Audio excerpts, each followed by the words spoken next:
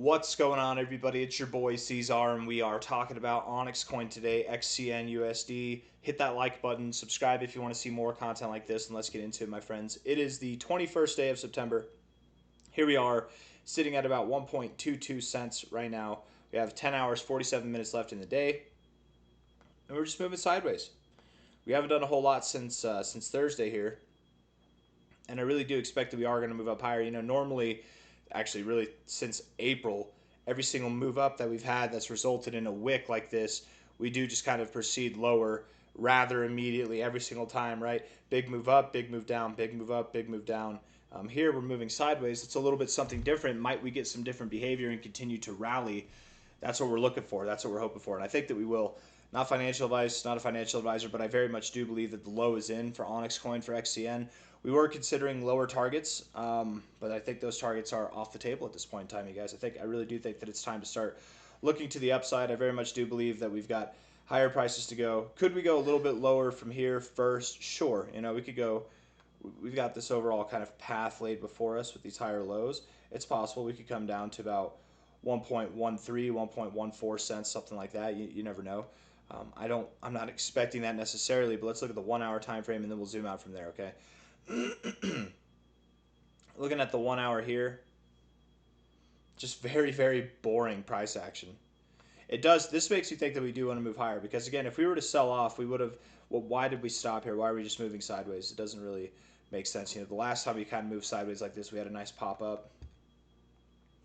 The RSI is cooling way off, right? We've got lower lows in the RSI, higher lows in the price.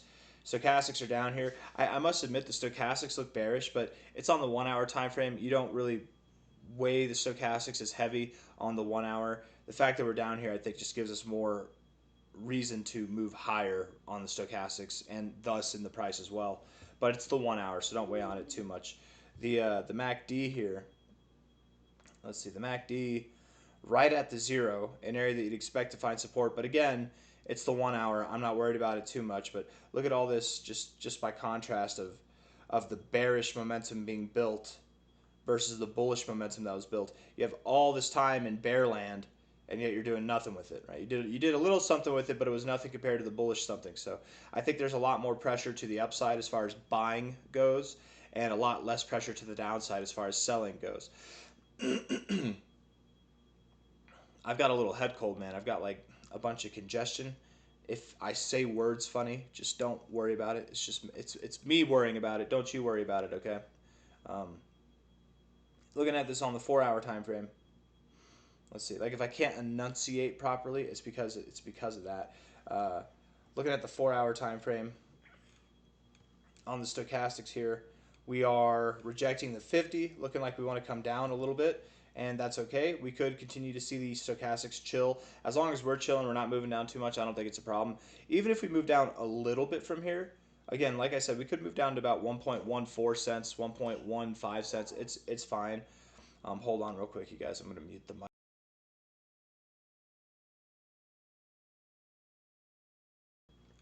All right, so let's see here.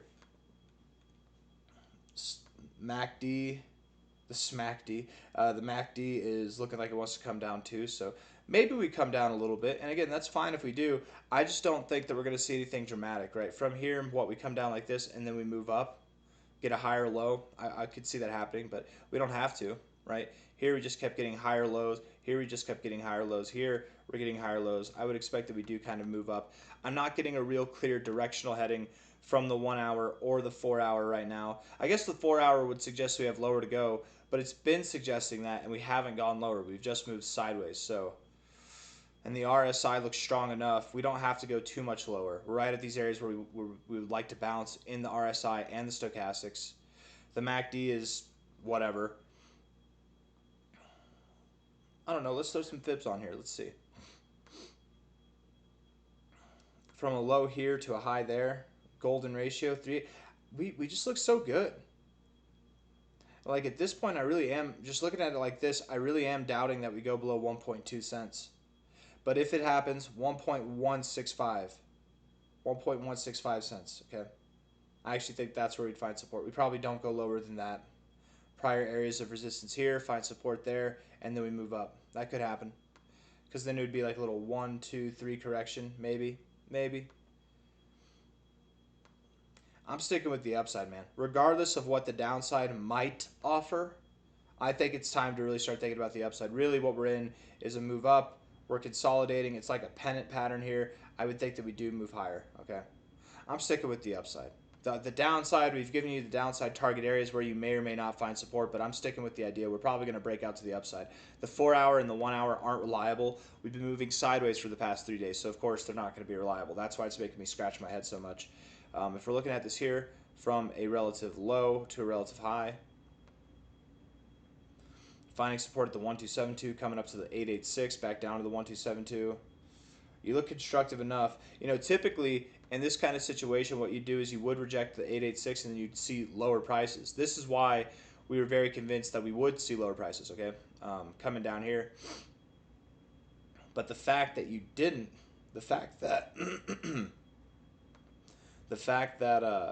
you came back up to this area makes me think that we really will go higher. I'm very convinced now. This look has me more convinced than anything else that we've looked at so far that this is the low, right?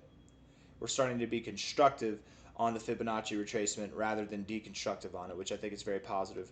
Looking at it in that kind of light, from a high to a low, this fib here, 236.069 going up, the next target area would be about 1.5 cents. That's where we're going to go. And maybe higher, you never know. 1.5, you consolidate like this, you might just rip through that and go all the way up to the 0.5 or the golden ratio zone. So 1.5 cents to 2 cents itself, somewhere in that area, might be where we go. We'll find turbulence there. Hopefully, again, start to be constructive on the way higher, which means higher highs, higher lows, right? That whole thing, you want to see support like that, structuring yourself. And then as we get to the 886, 786 area, that's when things will really start to unlock and we'll rip through the roof. Now, this is typically how things go. OnyxCoin is not your typical coin. It's had a very, very long phase of consolidation. It's been very boring. It's had a lot of time for people to accumulate who want to accumulate, people who sell who want to sell. The amount of selling pressure that's going to be present on the way higher is going to be minimal. The amount of buying pressure that's going to happen because people are going to realize, oh my God, it's happening. It's happening. It's really happening.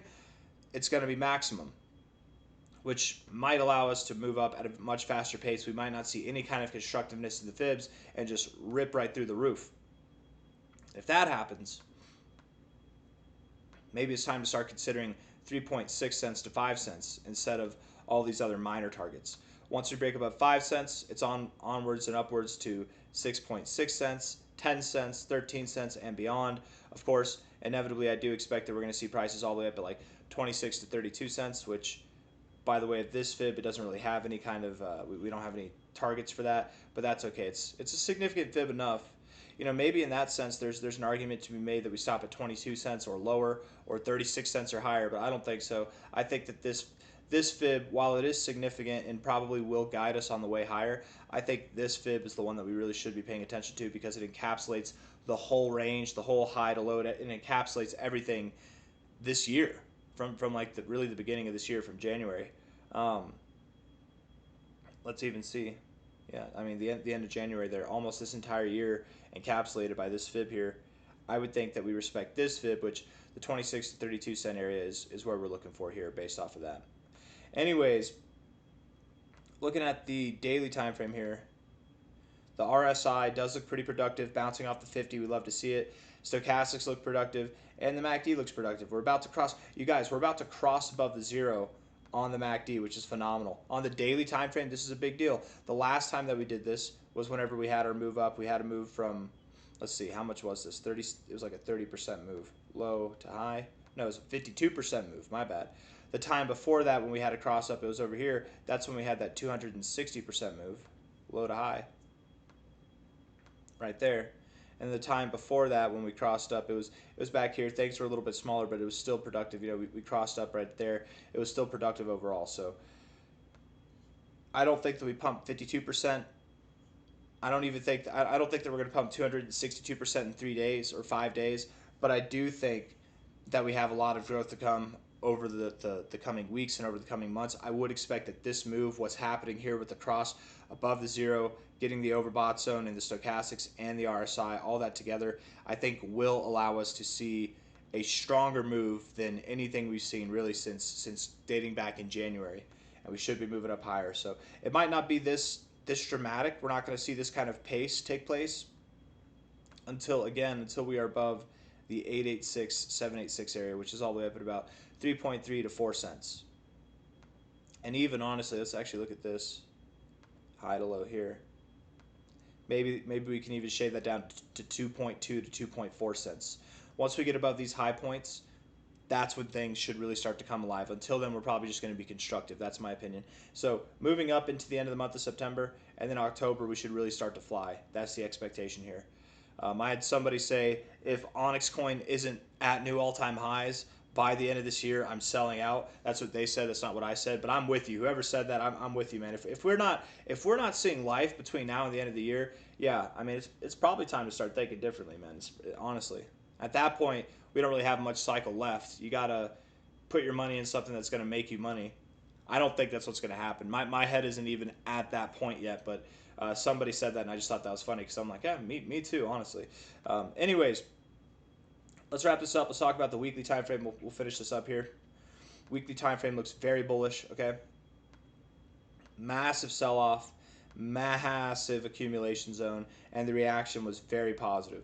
That tells me that there's more to go. This is not a one-off, right? It wasn't just a one and done kind of thing. This is continuing. We're getting higher lows throughout all of it. We're holding our support here. Again, how vital it is to hold support right here, because we found the only significance on the way down was right here. We're holding this area as support right now.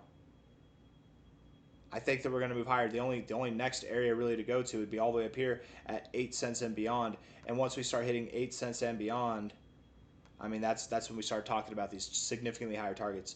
I don't know about you guys, but again, making some logic out of why I believe we're going to go above 8 cents, why we're going to go above 10 cents is because we've spent this whole damn year consolidating. We're not going to stop at the first target areas, okay? We take this high to low right here. Where did we stop? Where did we rip right through to? We went all the way up to the 2618, the 2618.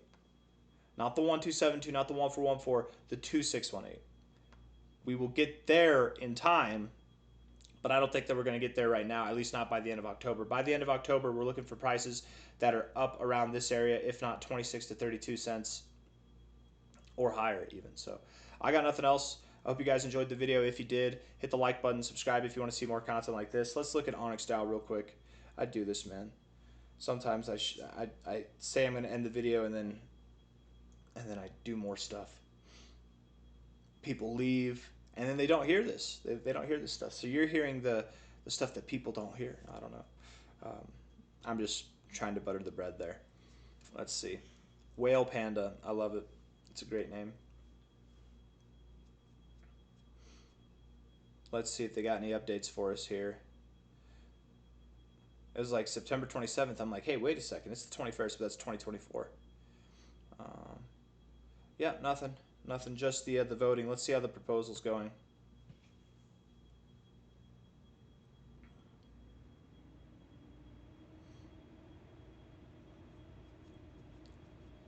Do do do do do do do do do do do do do do. I don't want to see this proposal pass, but of course, if it does, it's going to be positive for us as well. It's not just going to be negative. 99.2%. Yeah. I still need to vote. I haven't voted yet. Whenever I vote, there's definitely going to be a little bit more oomph in there, but I don't have 312 million. That's for sure. I don't even have 10% of that, but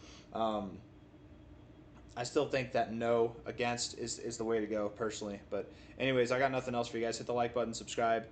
Take care of yourselves. I'll see you on the next one. Bye-bye.